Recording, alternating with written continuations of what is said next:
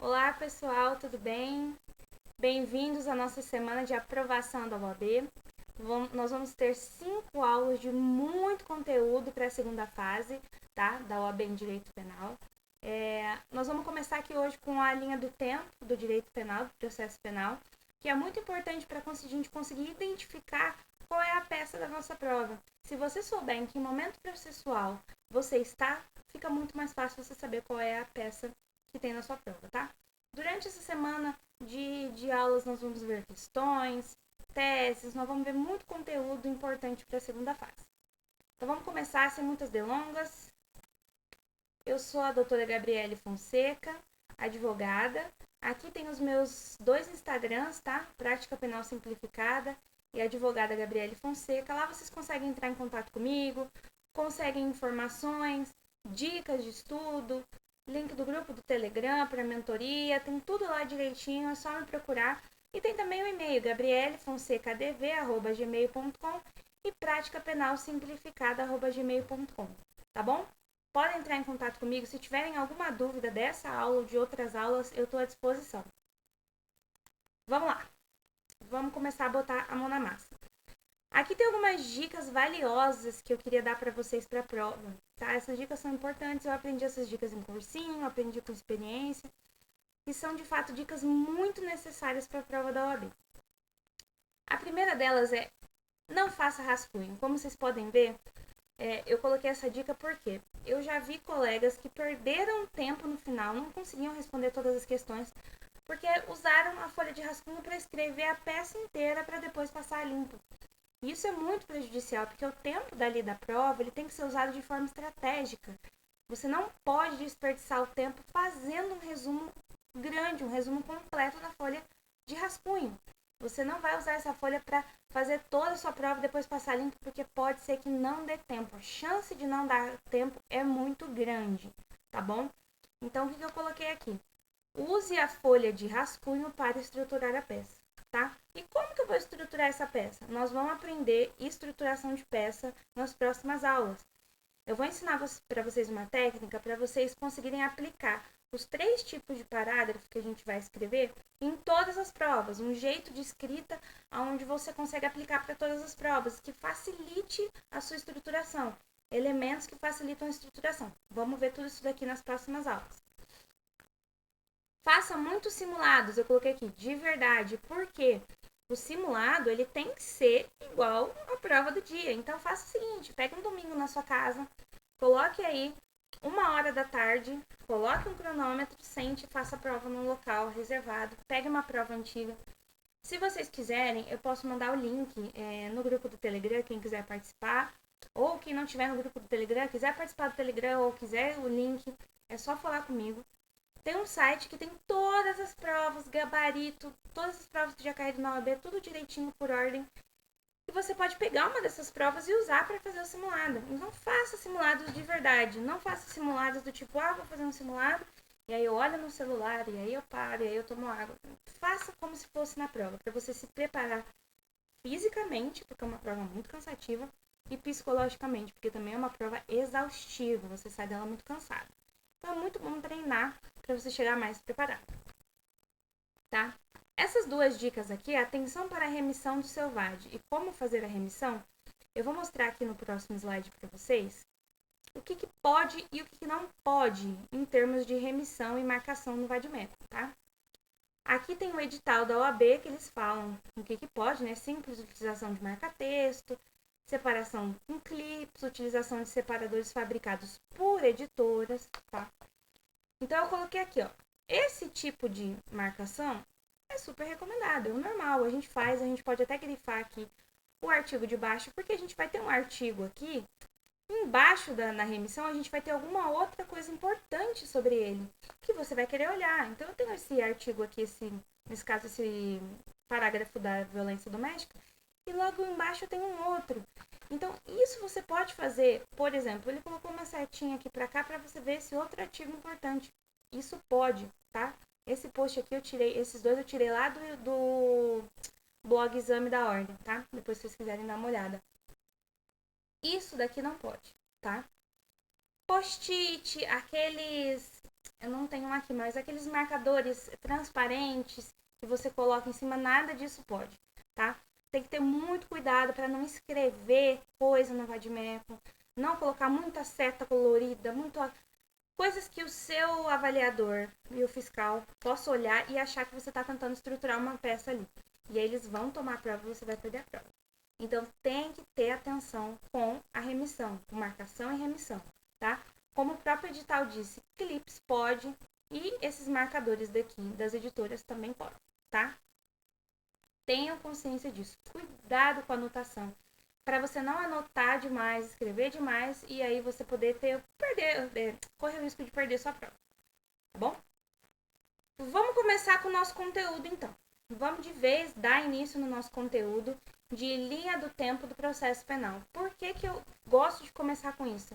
Para a gente começar a entender como é que funciona todo o procedimento do processo penal, lá do início, lá na fase extrajudicial até o trânsito em julgado. Isso é muito importante para a gente conseguir identificar a peça. Você olha uma peça e pensa, tá, eu tô nesse momento, eu consigo identificar qual peça seria. Então a gente tem que estudar isso muito a fundo. Eu vou deixar disponível esses slides depois para quem quiser olhar com calma, para poder estudar, tá? E quiser fazer o próprio rascunho, a própria anotação. E eu também vou lançar alguns mapas mentais que já vão estar na ordem também da linha do tempo, tá? Então, se vocês tiverem interesse, vai estar tudo lá no meu Instagram. Vamos lá. Como eu disse, isso é importante para a gente saber qual peça processual caiu na nossa prova. Vamos começar pela fase extrajudicial, passando para a fase judicial de primeira instância, segunda instância e depois o trânsito em julgado. Aqui na fase extrajudicial, a gente está começando pelo inquérito policial, tá?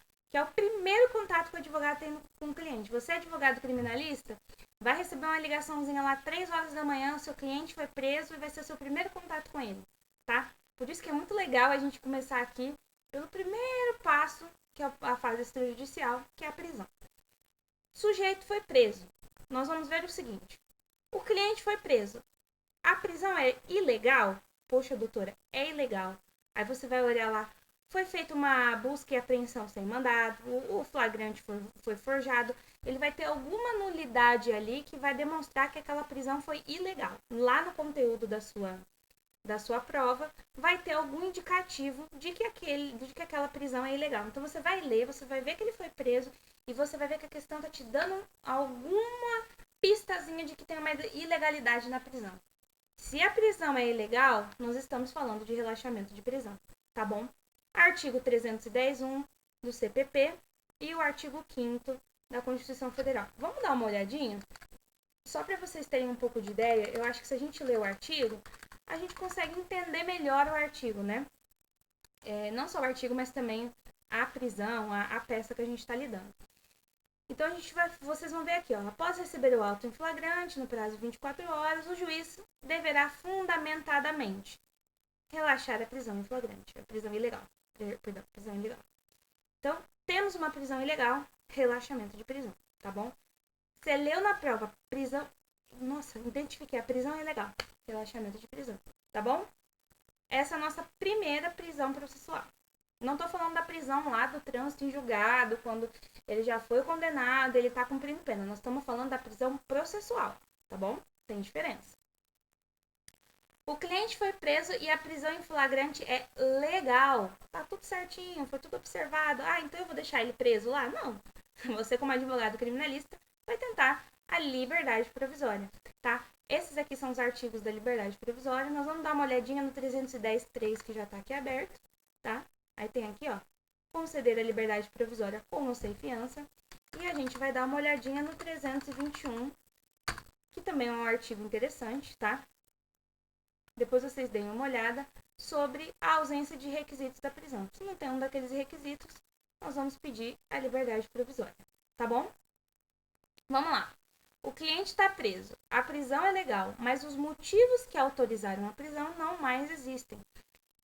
Vocês vão ver alguns motivos que autorizam a prisão preventiva durante a investigação do caso. E muitas vezes esses motivos já encerraram e o cliente ainda não foi solto. Então, a gente vai ver aqui no 316 a peça revogação da preventiva, ou da prisão temporária. A prisão temporária tem regras específicas, tá? Tem uma lei específica, é bom dar uma olhadinha nisso. E aí, no caso dela ser legal, da preventiva, a gente vai pedir a revogação, tá bom? Vamos dar uma olhadinha aqui também. Opa, abri uma matéria aqui, eu queria esse link.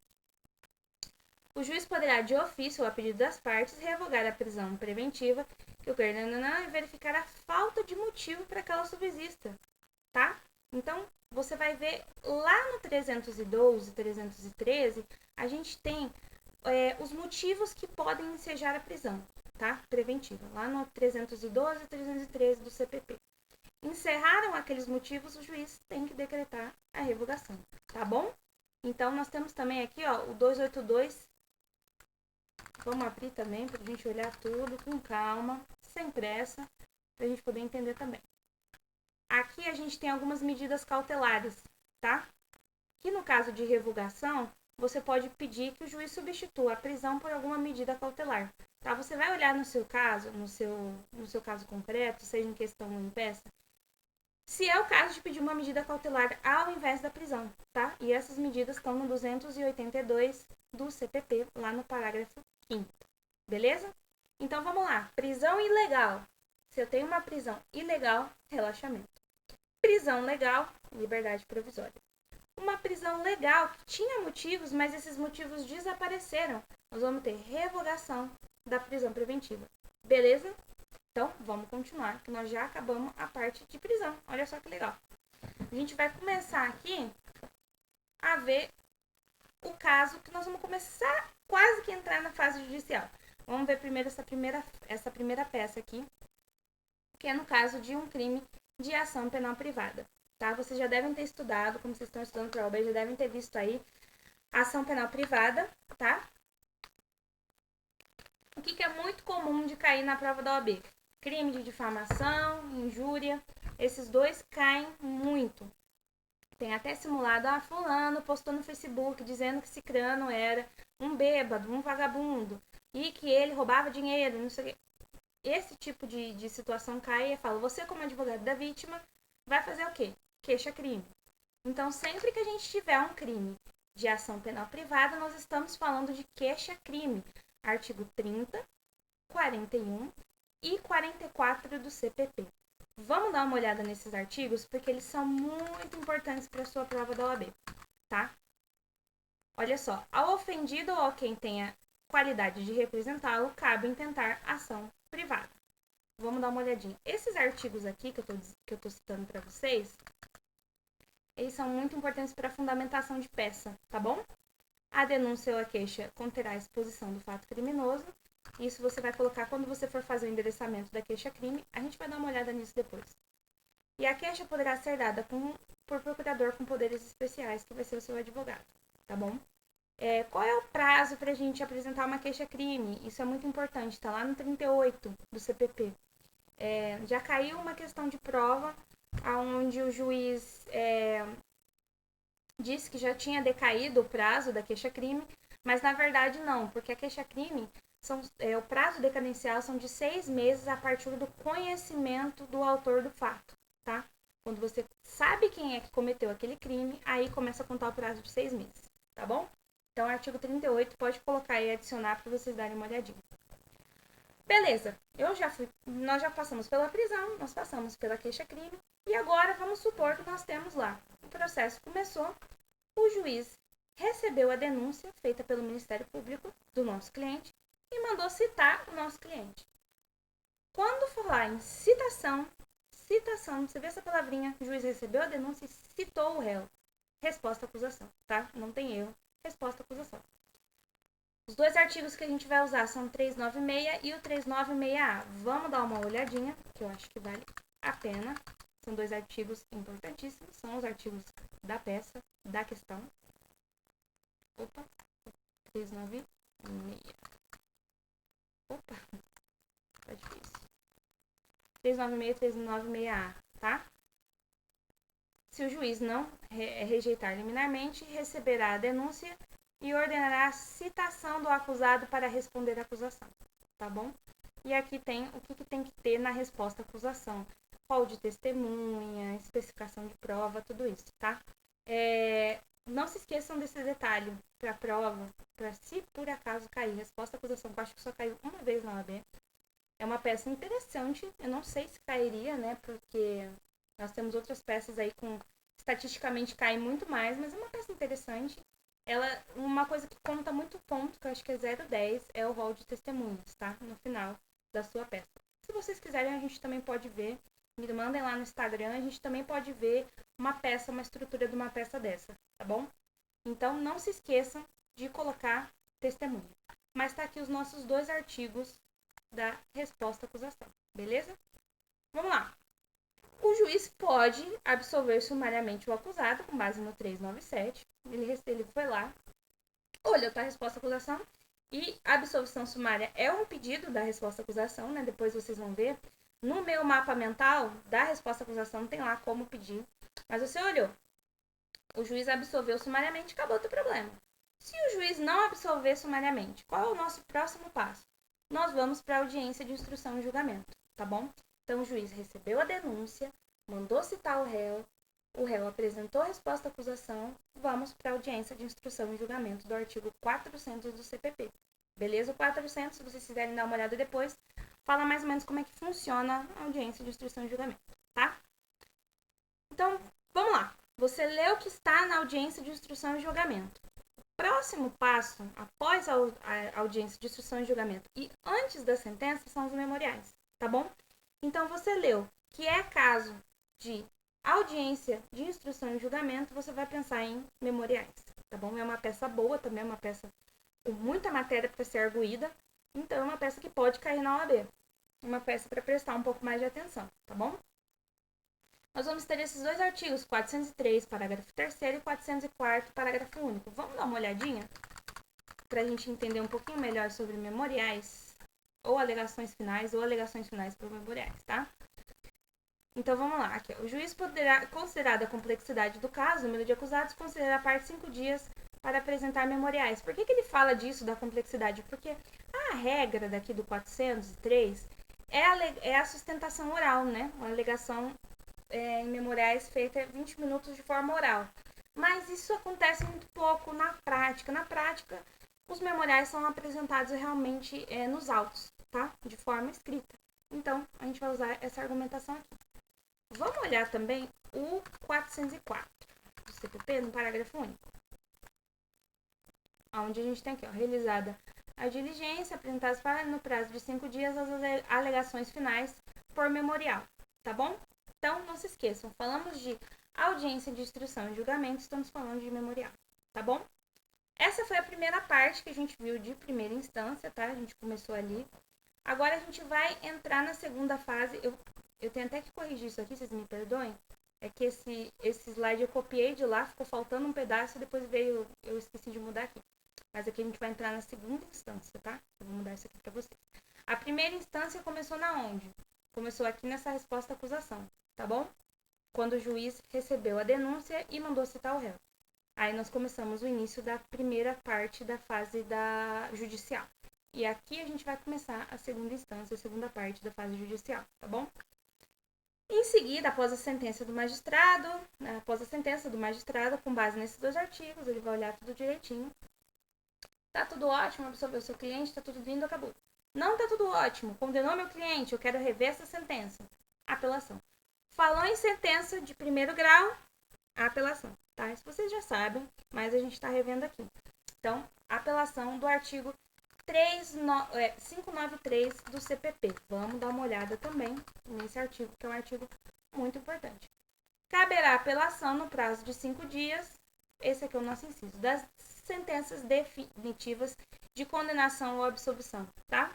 Condenação para o nosso cliente e absolvição para o Ministério Público. Se o Ministério Público não concordar, ele vai recorrer, tá bom? Então, falou em sentença, apelação. Vamos lá. Se quem apelou da decisão da sentença foi o Ministério Público, nós vamos apresentar contra-razões da apelação, tá? Que nada mais é que rebater tudo que o Ministério Público falou, nós vamos rebater. São as contra-razões, tá bom? Nós vamos dar uma olhadinha no artigo 600, que é o nosso artigo da OAB, do CPP. Então, tanto OAB que a gente ficou com a OAB na cabeça.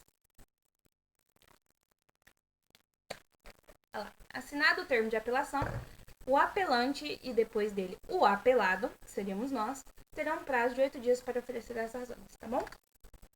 Por que ele fala de apresentar as razões? Porque na prática, eu estagiei na Defensoria Pública Criminal. Como é que funciona? A gente apresenta primeiro a peça de interposição, né? Lá para o juízo de primeiro grau, dizendo que vamos apelar. E aí depois abre-se o prazo para as razões, tá? Mas aqui na sua prova você vai apresentar a peça de interposição junto com as razões, tudo junto, tá? Então você tem que olhar os prazos das duas e apresentar tudo junto. Por óbvio, vai ser tudo de uma vez. Então vamos lá. Veio a sentença, falou em sentença, apelação. Tá, falou em sentença, eu não apelei. Quem apelou foi o Ministério Público, contra razões da apelação. Tá bom? Vamos lá. Aí teve o julgamento em segunda instância. O tribunal proferiu seu acordo. Se a decisão não for unânime, nós vamos ter embargos infringentes de nulidade. Tá bom? Que é para decisão não unânime. Por exemplo, 2 desembargadores decidiram por diminuir a pena, por não diminuir a pena, e um decidiu que poderia diminuir. Então, a gente vai ter embargos infringentes para refutar essa decisão, tá bom? A prova vai te dar a prova vai falar: os desembargadores decidiram de forma não unânime, e você já sabe, embargos infringentes de nulidade. Isso é mais comum de cair em questões. Eu acho muito difícil cair uma peça dessa, porque ela não tem material suficiente para falar desse assunto, né? Que nem a peça de apelação, onde eles podem testar o aluno porque é muito conteúdo. Embargos infringentes de nulidade não é muito conteúdo. Mas é uma prova, é uma questão de se cair com facilidade, questão discursiva, né? Então, se você viu lá, acórdão, ou seja, decisão de desembargadores, o relator, desembargadores não concordaram, não foi unânime, embargos infringentes de nulidade, tá bom? Vamos dar uma olhadinha no artigo dele, que é o 609 do CPP. Tá, faltando 9 aqui. Olha só, quando não for unânime a decisão de segunda instância desfavorável ao réu, admite-se embargos infringentes de nulidade no prazo de 10 dias, tá bom? Muito simples, fica atento com isso para a questão. Na parte de acordo no tribunal, eles podem cair esses recursos aqui, que eu até coloquei que são recursos com menos chances de cair na prova. Eles podem cair como questão discursiva. Eu acho um pouco mais difícil, tá? Porque eles são questões, são recursos mais de questão constitucional, tá? Para discutir questões constitucionais de matéria constitucional. Às vezes uma decisão que vai contra a Constituição ou contra uma norma infraconstitucional. Então são recursos muito difíceis de caírem na tua prova da OAB. Mas eu deixei aqui para vocês darem uma olhada, porque pode cair em questão discursiva. Então é bom saber, tá? É bom você ter esse primeiro contato.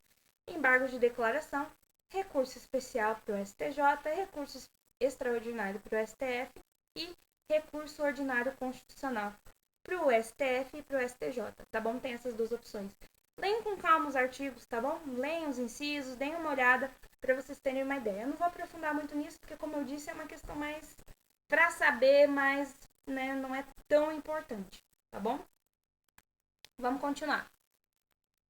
Contra decisão interlocutória. Decisão interlocutória, como, por exemplo, que é a nossa questão, que foi a da minha prova, uma decisão de pronúncia, que é a decisão de mandar o nosso réu lá para o tribunal do júri. Você escutou decisão de pronúncia, você vai saber que é rese, recurso em sentido estrito, do artigo 581. Vamos dar uma olhada nesse artigo, tá? 581 do CPP, que é um artigo muito importante. Caberá recurso no sentido estrito da decisão de despacho que não receber a denúncia ou queixa, que não é o nosso caso, que pronunciar o réu, que é o caso de peça que caiu na minha prova da OAB, tá? Que era um crime de pronúncia. A hora que eu li pronúncia, eu pensei, recurso em sentido estrito. E aí eu consegui acertar tudo na minha prova com as técnicas que eu vou ensinar pra vocês, tá bom? Então vamos lá. O que eu acho importante falar aqui? Bom, eu vou falar desse quando eu falar das contra-razões. Vamos lá. Então, eu tive uma decisão interlocutória, uma decisão de pronúncia, recurso em sentido estrito, tá bom? Se quem interpôs o rese foi o MP, contra-razões do rese, que é igual contra-razões da apelação. O que acontece nesse caso que eu até queria falar? Olha só, caberá o rese de despacho ou sentença que não receber a denúncia ou a queixa, tá? Então, vamos supor que o Ministério Público foi lá denunciou o teu cliente e o juiz não recebeu a denúncia. E aí o Ministério Público vai lá e vai interpor o rese. Você, como advogado, vai apresentar contra-razões do rese. Por que isso é tão importante? Porque se o juiz não recebeu uma denúncia, isso é ótimo para o teu cliente. E aí o Ministério Público vai lá e recorre dessa decisão. Isso pode ser alterado, isso seria ruim para o teu cliente. Então você tem que ter a oportunidade, como defensor, de se manifestar. Por isso, contra-razões do rese. E então, até é interessante falar que a falta dessa intimação para contra-razões do rese é uma cláusula de nulidade. E a gente vai falar sobre nulidade na próxima aula, que é uma aula muito legal de teses que podem cair na prova. E, gente, é muito bom isso, prever isso para peça e para questão, tá? Então, vejam a segunda aula também. Vamos ver o artigo 588 do CPP, que é o artigo do contra-razões do rese. Dentro de 2 dias, contado da interposição do recurso ou do dia em que o escrivão extrair do translado, fizer o recorrente, este oferecerá razões, em seguida será aberto o prazo para o recorrido por igual período, tá bom? Esse aqui é o prazo que a gente vai ter como recorrido, né? No caso, nós seremos recorridos, para apresentarmos contra-razões do réu. Vamos lá! O réu está cumprindo pena e o juiz da VEP, que é a Vara de Execuções Penais, tomou algum tipo de decisão. Eu vi uma questão de prova que era... Eu postei no meu Instagram, se eu não me engano, recentemente, que era sobre o pedido de livramento condicional e o juiz negou na VEP. Por que na VEP? Porque nós já passamos pela fase judicial, o nosso cliente foi condenado e o nosso cliente está cumprindo pena. Não significa que transitou em julgado ainda, mas o nosso cliente está cumprindo pena. E você não vai pedir livramento condicional para o juiz da vara criminal, você vai pedir para o juiz da vara de execuções penais, já que a pena já está sendo executada. Nesse caso, toda vez que você vê uma decisão do juiz da VEP, nós estamos falando em agravo em execução. Não tem outra peça. Agravo em execução, tá bom? Vamos dar uma olhadinha no artigo. O agravo em execução está no 197 da Lei 7.210, tá? Não é no CPP. Fiquem de olho nisso. Das decisões proferidas pelo juiz, caberá recurso de agravo. Que juiz que é esse que ele está falando? O juiz da VEP. Não é o juiz da vara criminal, tá bom? Vamos continuar. Beleza, agora já passou tudo, minha sentença transitou em julgado, não tem mais o que fazer, o meu cliente tá lá, tá preso, não tem mais o que fazer, mas surgiram algumas hipóteses que podem ser vistas na revisão criminal. Então, se você vê na sua prova trânsito em julgado, você sabe que é revisão criminal, tá bom? Só cabe revisão criminal. Vamos dar uma olhada no artigo, porque o artigo da revisão criminal nos dá as hipóteses em que você pode usar a revisão criminal. Então, nós temos aqui, ó, sentença condenatória contrária à lei ou evidência dos autos, sentença condenatória em depoimentos, exames, documentos falsos, ou quando, depois da sentença, vierem novas provas da inocência do seu cliente, tá bom? Ou que autorizem a diminuição de pena. Gente, vocês me desculpem, eu acordei muito cedo hoje. Tô gravando essa aula. Já trabalhei muito, tô um pouquinho cansada. Mas vamos lá. Então, quando eu falei em trânsito e julgado, nós só temos a opção da revisão criminal, tá? Eu coloquei mais uma peça aqui possível, que é o habeas corpus, né? Que vocês já conhecem, que é para garantir o direito de locomoção do seu cliente. Nós temos o 647 e 648, que são o habeas corpus preventivo e o repressivo, tá? Preventivo para evitar que ele seja preso e repressivo para que libere o que já está preso, tá bom? Então, vamos lá. Essa peça do habeas corpus não caiu, eu acho difícil cair, mas vale a pena para a questão discursiva. Deem uma olhadinha nesses artigos, eu vou disponibilizar esse material. Fiquem de olho nesses artigos que eles são importantes, tá bom? Antes da gente encerrar, eu quero fazer... tem até uma questão para a gente praticar aqui. Eu quero fazer com vocês antes a revisão do que a gente viu, desde a fase da prisão até a fase da... Eu podia ter montado um slide, nem pensei sobre isso. Até a fase do trânsito em julgado. Então, vamos lá. A gente tem a primeira fase, que é a fase extrajudicial. É a fase do inquérito policial, onde a gente tem prisão, que pode ser prisão legal ou prisão ilegal. Nós temos prisão ilegal, relaxamento de prisão. Prisão legal, liberdade provisória. Prisão legal que desapareceram os motivos, revogação da preventiva. Tá bom? Não se esqueçam disso, dêem uma olhadinha lá com calma. Crime de ação penal privada, queixa-crime, tá? Foi apresentada queixa-crime, o cliente ou teve uma denúncia do Ministério Público, o nosso cliente foi citado, resposta à acusação, tá bom? Citação, resposta à acusação. O juiz leu a resposta à acusação, absolveu sumariamente, acabou. Se não absolveu sumariamente, nós teremos uma audiência de instrução e julgamento. Temos audiência de instrução e julgamento. Qual é o próximo passo? Memoriais. É o último passo antes da sentença. É a última vez que você fala no processo antes do juiz condenar ou absolver o seu cliente. Tá bom? Memoriais pra gente, pro Ministério Público. O juiz deu a sentença. Sentença ótima. Acabou. Sentença ruim, vamos para apelação. Falou em sentença de primeiro grau, vamos para apelação, tá? Se o Ministério Público que apelou, nós vamos para contra-razões da apelação. Beleza? Veio o acórdão do tribunal, né, de segunda instância, não unânime, embargos infringentes de nulidade ou uma daquelas hipóteses daqueles artigos que eu falei para vocês que cai menos, mas vale a pena dar uma olhada, tá bom? Meu cliente está cumprindo pena e eu tive uma decisão não favorável do juiz da VEP, agravo em execução. Falando em cumprimento de pena, vai falar um pouquinho, o juiz da vara de execução penal denegou o pedido, agravo em execução, tá bom? Transitou em julgado, revisão criminal. E aí tem o habeas corpus, que é uma peça também que pode cair, tá bom? Fizemos essa revisão. Se vocês tiverem qualquer dúvida, me procurem na rede social. Dá até para pegar meu WhatsApp lá no meu perfil profissional, tá? Tirem as dúvidas, não fiquem com dúvidas, pesquisem, tá bom? Porque a prova a gente vai chegar lá pra colocar tudo que a gente sabe no papel, então é bom, né, estudar bastante. Vamos lá. Vamos praticar. Eu peguei aqui uma peça pra gente ler e ver se a gente consegue, com essas dicas, identificar que peça é essa, tá bom?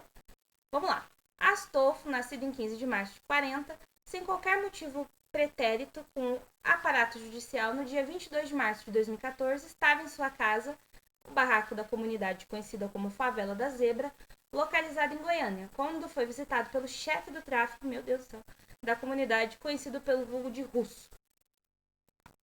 Russo, que estava armado, exigiu que Astolfo transportasse 50 gramas de cocaína para outro traficante, que o aguardaria em um posto de gasolina. Eu, como estudante, já teria olhado aqui, tá?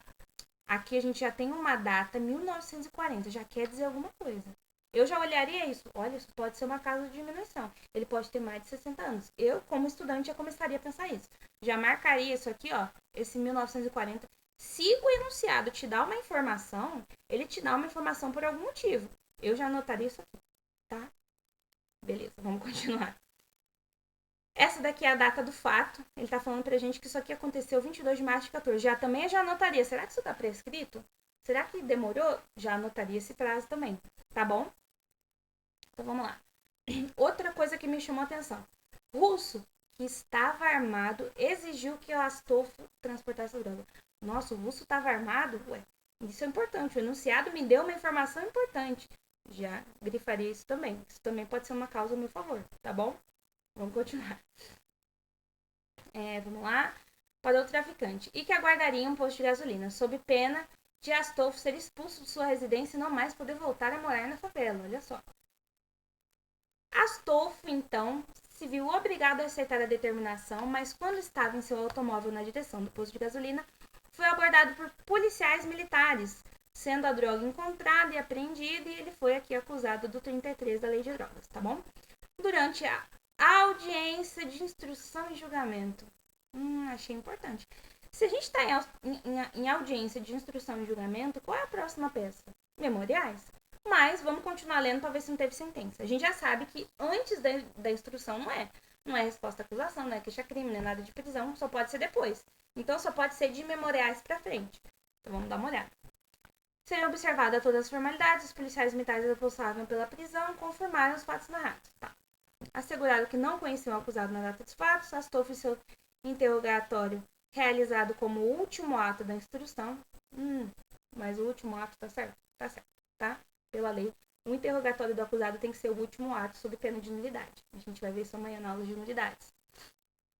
Como último ato por requerimento expresso da defesa do réu, também confirmou que fazia o transporte de droga, mas alegou que somente agiu dessa forma porque foi obrigado. Olha só, gente, confirmou que fazia o transporte de droga.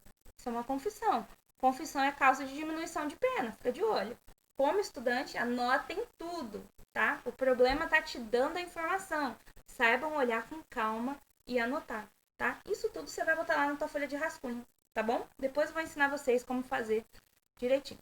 Disse que nunca respondeu por processo, apesar de já ter sido indiciado nos autos do inquérito policial. Então ele não tem, ele tem bons antecedentes, a gente já sabe, parece que é primário, tá bom?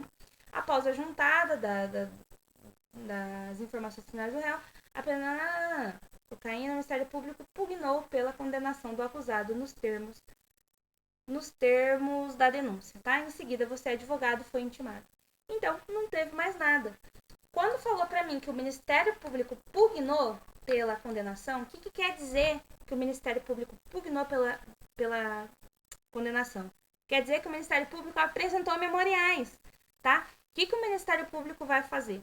Eu não falei para vocês que os memoriais, eles são a última vez que você fala no processo antes da sentença? Então, o Ministério Público pediu pela condenação do acusado. Logo, nós estamos falando de memoriais, tá bom? Mas vamos continuar vendo aqui, tá? Então, aqui eu coloquei o gabarito para vocês. O candidato deve redigir alegações finais por memoriais ou memoriais com fundamento em tudo aquilo que a gente falou, tá bom? Essa peça eu destaquei para vocês algumas informações que eu achei interessante, para vocês verem como que vocês têm que ler com calma e como que o problema tá te dando tudo que você precisa de tese, tá bom? Nas próximas aulas eu vou fazer com vocês, eu quero fazer uma peça de res, uma peça de apelação, para vocês verem como que a gente vai extrair essas informações e como a gente vai montar essas informações, tá bom? E também vamos fazer algumas questões discursivas aí para ficar bem fechadinho o conteúdo. Mas vocês viram como é que dá para identificar, se eu souber qual a fase processual que eu estou, como é que eu consigo identificar exatamente qual é a minha peça, como fica muito mais fácil se você souber qual é a sua fase. Então, estudem a linha do tempo, estudem, entendam como funciona o procedimento penal, porque isso é muito importante para você identificar a tua peça, tá? Também para responder questão. A gente fala muito de peça, mas a peça é 5 pontos. A gente tem que focar também nas questões, a gente tem que acertar a questão. E saber a linha do tempo é muito, muito, muito importante, tá bom? Eu queria mostrar para vocês aqui o nosso grupo do Telegram, tá? Vocês vão receber esse PDF e eu vou fazer o seguinte, lá no meu Instagram, eu vou deixar um link para o grupo do Telegram, para quem quiser participar do grupo do Telegram. E aí eu mando por lá o PDF, dicas, tudo direitinho, bem estruturado. Eu vou deixar um link lá pro grupo do Telegram, para quem tiver interesse, tá? E aí eu mando esse PDF por lá. Nesse PDF, se vocês clicarem aqui, dá para ir pro meu Instagram também, tá bom? Eu quero apresentar para vocês o meu caderno de prática penal com muito carinho e com muito trabalho. Eu desenvolvi um caderno de prática penal para a segunda fase, estratégico, onde a gente tem 18 treinos corrigidos, tá? São todas as peças que a gente falou, possíveis e imagináveis, elas estão no caderno e elas têm a versão de correção, espelho de correção da OAB, e tem uma peça corrigida, toda estruturada, escrita mesmo, para vocês saberem como fazer a peça de vocês, tá bom? Então esse caderno tá muito completo, eu fiz com muito carinho, tá? Tá um preço incrível, assim, que nem paga o tempo que eu demorei para fazer, mas que eu queria fazer para ajudar, porque essa fase é muito difícil você saber por onde começar a estudar. Eu não sei se eu faço peça, não sei se faço isso, não sei se faço aquilo. Então eu queria fazer um material para treino mesmo. Quando eu falei assim de fazer simulado, você pega esse caderno, você senta, faz a prova, faz a questão e depois você confere o que você acertou. E eu coloquei até espelho de correção para você saber quantos pontos você faria naquele caso, tá bom? Tem guia de estruturação de peça. A gente vai ver como é que funciona esse guia. Eu vou usar com vocês para fazer uma peça, tá bom? Lá na aula 3 ou 4, se eu não me engano. Guia de identificação das peças. Eu fiz um guiazinho com frases especiais para você saber até a peça que você tá. e muito conteúdo estratégico exclusivo, tá bom? E aqui é o meu agradecimento a todo mundo que participou dessa aula, tá? Fiquem à vontade para tirar dúvida lá no Instagram, Prática Penal Simplificada, tá? Muito fácil. E me procurem, tirem suas dúvidas, tá bom? Não percam a próxima aula sobre nulidade, que tá uma aula muito, muito, muito legal. Beleza? Então, gente, até a próxima.